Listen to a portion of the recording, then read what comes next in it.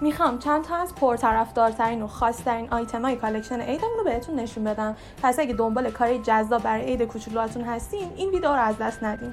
مامان و باباهای برند پوشی همونطور که میدونید کالکشن عیدمون کامل شده و تقریبا همه کارا رو روی وبسایت و پیجمون آپلود کردیم. پس از همین الان میتونید سفارش‌های عیدتون رو ثبت کنید که زودتر به دستتون برسه. توی این کالکشن کلی پیراهن مجلسی دخترونه داریم که از با کیفیت ترین برندها هستن، مثل این کار خوشگل و ناز که خیلی هم پرطرفدار و این کارهای گلدوزی که خاص و ترند هستن. کار بعدی پیراهنای آستین کوتاه پسرونه است که کاملا مناسب به بهار و تابستون، مثل این کار پرطرفدار که جنسش لیننه و از برند انکو هستش. آیتم بعدی کالکشنمون هم این تیشرت‌های مینیمال خوش رنگن که تقریبا با همه چی استایل میشن، از برندهای نکست، زارا و تامی هستش. جنسشون هم جادونه.